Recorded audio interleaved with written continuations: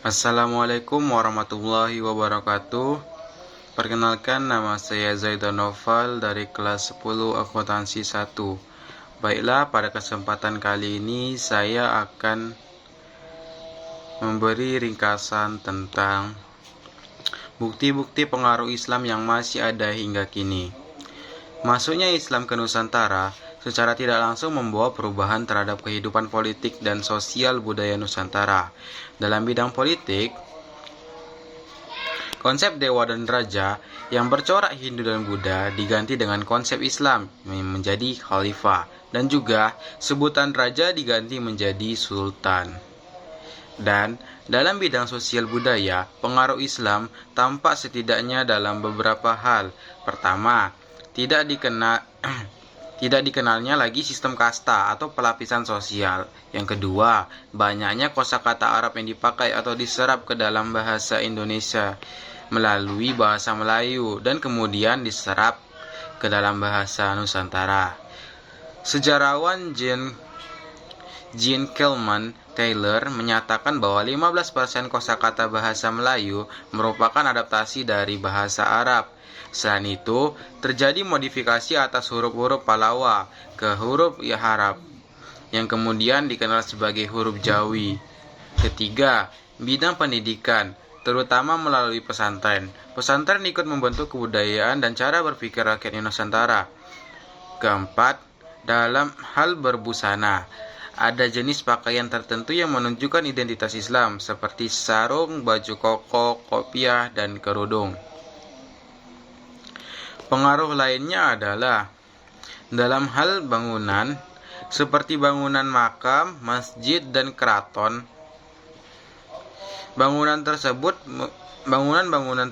menunjukkan adanya akulturasi budaya dengan bangunan pada masa Hindu-Buddha.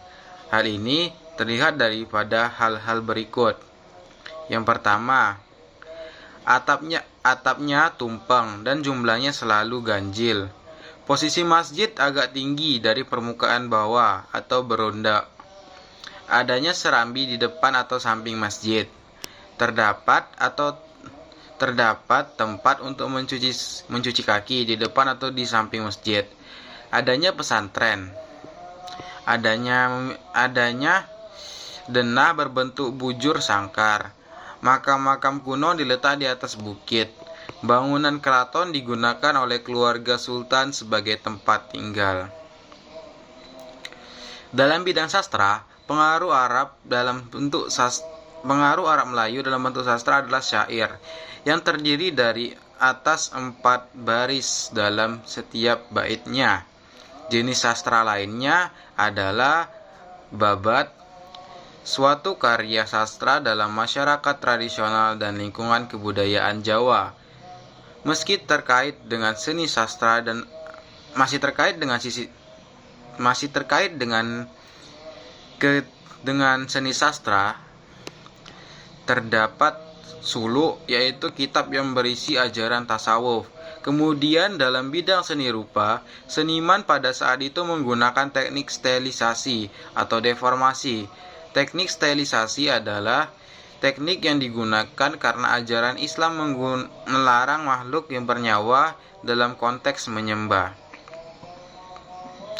Pada masa pengembangan Islam, dikenal juga seni kaligrafi yang memadukan seni lukis dan seni ukir, yang distilasi dengan menggunakan tulisan dalam bahasa Arab.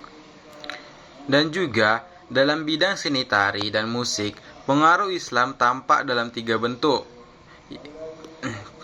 yakni pertama ada